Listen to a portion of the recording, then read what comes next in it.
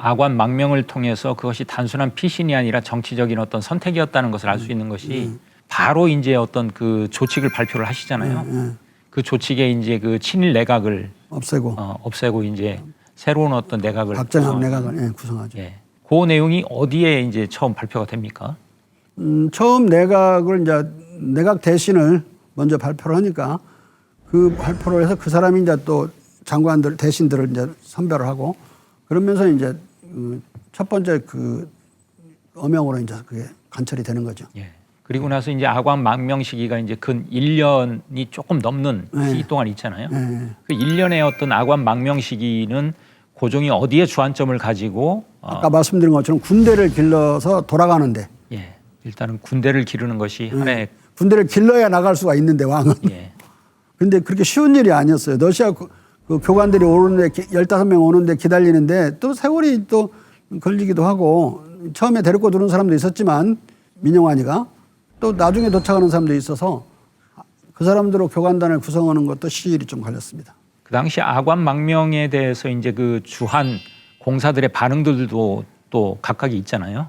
어떤 반응들이 있었습니까? 고종의 아관 망명에 대해서. 아관 망명이 있고 나서 바로 오후부터 그 공사들의 문안 인사들이 쭉 있었고 그 자체에 대해서 뭐 저희들이 국제적인 예행에 따라 무사함을 축하하는 그런 거 외에는 없었어요. 이제 러시아에 대한 우려, 러시아 공사관으로 왕이 들어갔으니 또 러시아가 또 막 주물딱 갈 거 아니냐 이런 우려들 그걸 이용해서 일본이 이제 반러 정서를 이제 조장하기 시작하죠. 이제 아관 망명 시기가 근 1년간 지속되잖아요.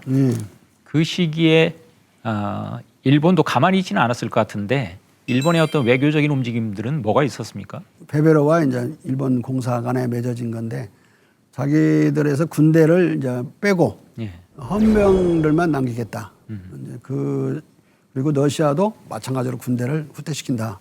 이런 약속을 한 거고 두 번째는 이제 러시아 수도에서 야마가타와 이제 로마노프 간의 협정이 맺어지는데 그 협정 내용이 1조부터 보면 조선을 공동보호국화하는 그 음모가 딱 거기에 명시돼 있어요.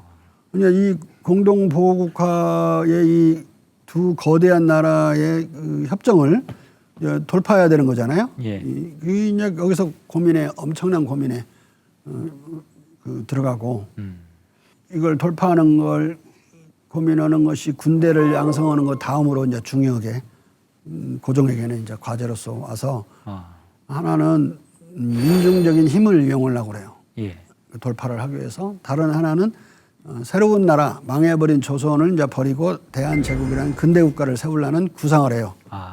근데 이 구상을 한다고 해서 민중적인 지지가 없으면 안 되잖아요. 그렇죠. 그래서 이제 단발령과 이제 그 서력, 민비 시해에 대한 서력 의식, 그때는 이제 쓴 말이 설치 의식이라고 했는데 우선 하나씩만 보면 단발령은 우리는 고려 때에는 상투가 2개였어요. 하나로 단순화돼서 이제 우리가 계속 전통으로 이어온 건데 그때까지도 상투를 거의 뭐 신주모시 모시는 우리 조선 민족의 전통이 되어 있는데 전통 문화가 없으면 그 민족이 없어지거든요. 근데 세종 때의 그 명신이었던 양성지만 하더라도 그 서역에 있는 작은 별 볼 일 없는 나라는 이상한 옷을 입고 이상한 뭐 그 춤을 추면서 사는데 그들은 중국의 복식을 따르지 않았다. 근데 중국의 복식을 따랐던 옆에 있는 자잘한 민족들은 다 사라져 버렸는데 그 민족은 지금도 살아있다.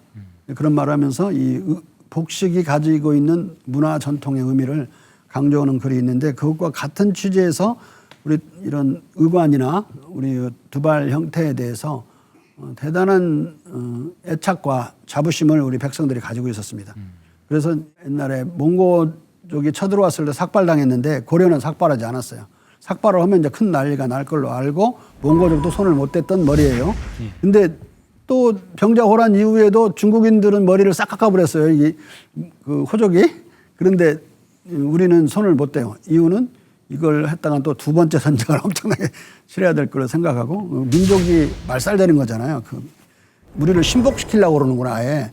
지금까지 힘을 세력을 했는 건 뭐 들어주는 척 우리가 했지만은 우리를 마음으로까지 복종시키려는 건 받아들일 수 없다는 표징으로 단발령에 대한 어마어마한 민중적인 저항이 있었던 겁니다. 고종은 그걸 활용하려고 그랬고 민비시해로 슬퍼만 할 문제가 아니라 민비시해에 대한 복수의식을 전국적으로 결집시켜가지고 새로운 나라를 세우려고 합니다.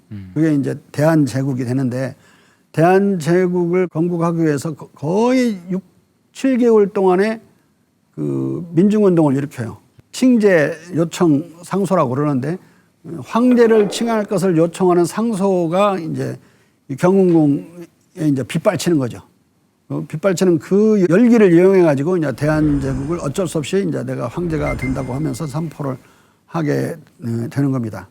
그러니까 그 안에서 1년 남짓 보내면서 고종이 딴 생각만 하고 아무것도 않고 있었던 건 아니고 대단히 중요한 이 새로운 근대국가 건설을 구상을 하고 있었던 거죠. 그 민중을 동원하기 위한 또 여러 가지 전략들도 구상하고 있었고. 결국은 이제 경운궁 지금의 덕수궁에서 새로운 나라를 이제 구상을 하신 거네요.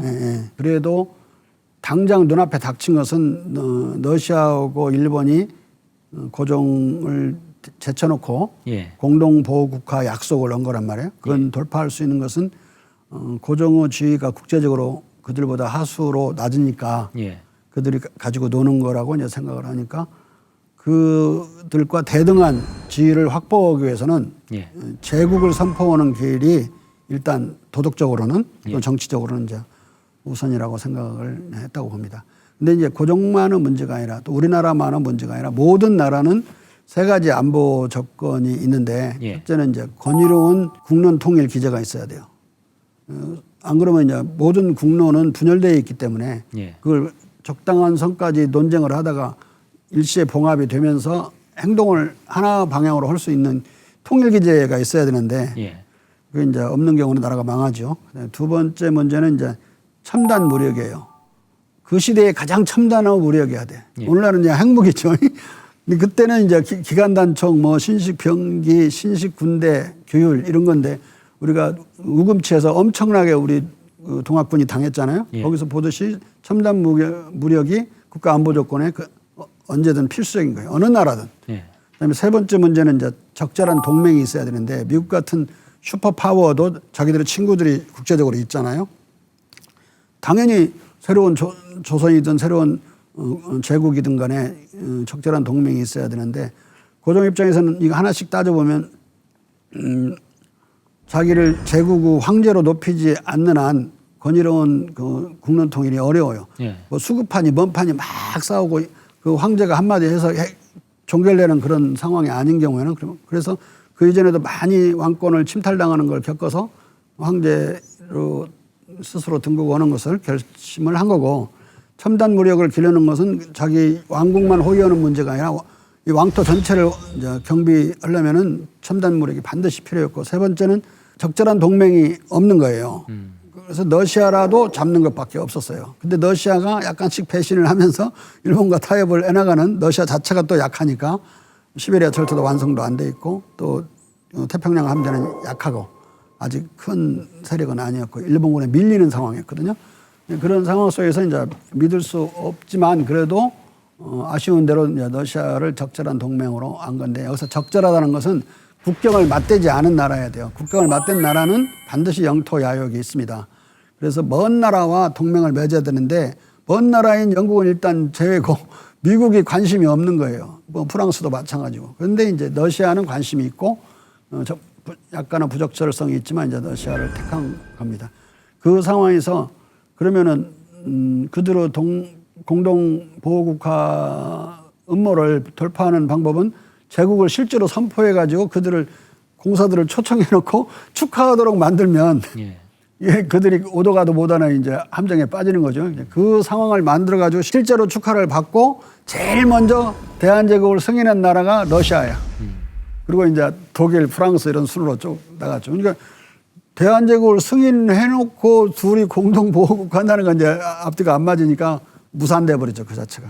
나름대로 절묘한 수를 고종이 쓴 거고 고종만큼 머리를 잘 쓴 사람은 나는 그 당시에 없었고 또 그 이후에도 없었던 것 같아요. 그 위기 상황을 돌파해가는 과정이